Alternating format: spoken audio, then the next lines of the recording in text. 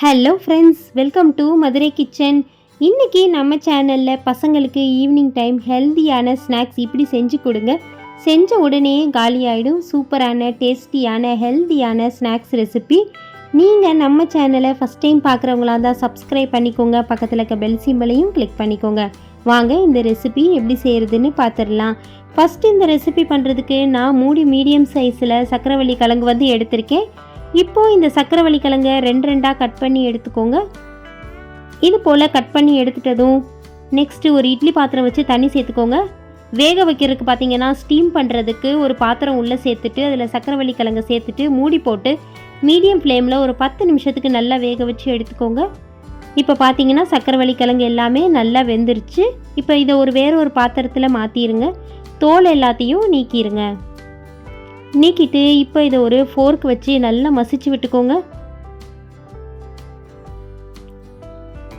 இது போல் நல்லா மசிச்சு எடுத்துட்டதும் நெக்ஸ்ட் பார்த்தீங்கன்னா இது கூடவே ஒரு மீடியம் சைஸில் பெரிய வெங்காயத்தை நல்லா கட் பண்ணி உள்ளே சேர்த்துக்கோங்க. 2 கேரட்டை நல்லா துருவிட்டு உள்ளே சேர்த்துருங்க. நெக்ஸ்ட்டு 1/4 கப்பு பீன்ஸை இந்த மாதிரி குட்டி குட்டியாக கட் பண்ணி உள்ளே சேர்த்துக்கோங்க. 3 டேபிள் ஸ்பூன் அரிசி மாவு சேர்த்துக்கோங்க. கொஞ்சம் போல் மல்லி இலை சேர்த்துட்டு இது கூடவே 1/2 ஸ்பூன் சீரகத்தூள், 1 ஸ்பூன் மிளகுத்தூள், 1/2 ஸ்பூன் கரம் மசாலா, 1/2 ஸ்பூன் மிளகாய்த்தூள், தேவையான அளவு உப்பு சேர்த்துக்கோங்க. சேர்த்துட்டு இது எல்லாத்தையுமே நல்லா மிக்ஸ் பண்ணி எடுத்துக்கோங்க. இது போல் நல்லா மிக்ஸ் பண்ணி எடுத்துட்டதும் நல்லா மசாலா எல்லாம் ஒன்று சேர்ந்து நல்லா மிக்ஸ் ஆகணும். அது போல் நல்லா பிசைஞ்சு எடுத்துக்கோங்க.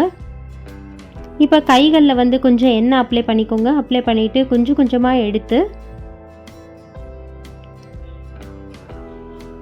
இது போல் ரவுண்டாக உருட்டிட்டு உள்ளங்கையில் வச்சு லைட்டாக ப்ரெஸ் பண்ணிக்கோங்க.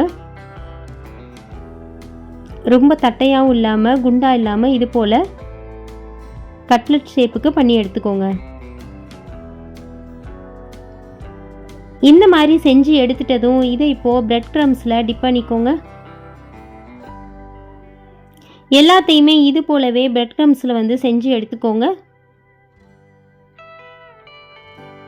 இப்போது நெக்ஸ்ட்டு பார்த்தீங்கன்னா பேன் வச்சு இதை நம்ம இப்போது டீப் ஃப்ரை பண்ண போகிறதில்ல, ஷாலோ ஃப்ரை தான் பண்ண போகிறோம். ஒரு 3 டேபிள் ஸ்பூன் அளவுக்கு மட்டும் எண்ணெய் சேர்த்துக்கோங்க. கொஞ்சம் போல் எண்ணெய் சேர்த்துட்டு இப்போ கொஞ்சம் கொஞ்சம் உள்ளே சேர்த்துருங்க. மொத்தமாக சேர்த்துடாமல் ஒரு 3 போட்டு ஃப்ரை பண்ணி எடுத்துக்கோங்க.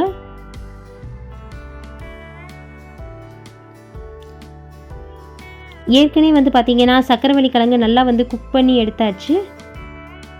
ஸோ டீப் ஃப்ரை பண்ணாமல் லைட்டாக கோல்டன் ப்ரௌன் கலரில் ஆனதும் எடுத்துடலாம்.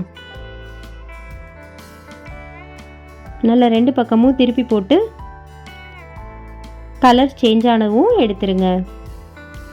அவ்வளோதான், சூப்பரான டேஸ்டியான நம்மளோட சக்கரவள்ளி கிழங்கு கட்லெட் சூப்பராக ரெடி ஆயிடுச்சு. ஈவினிங் டைம் குழந்தைங்களுக்கு ரொம்ப ரொம்ப பிடிக்கும், ரொம்ப விரும்பி சாப்பிடுவாங்க. சாஸ் மைனஸோட தொட்டு சாப்பிட்றதுக்கு அவ்வளோ டேஸ்டியாக இருக்கும். சாதாரணமாக சக்கரவள்ளி கிழங்கு கொடுத்தா சாப்பிட மாட்டாங்க. இந்த மாதிரி செஞ்சு கொடுங்க, ரொம்ப விரும்பி சாப்பிடுவாங்க.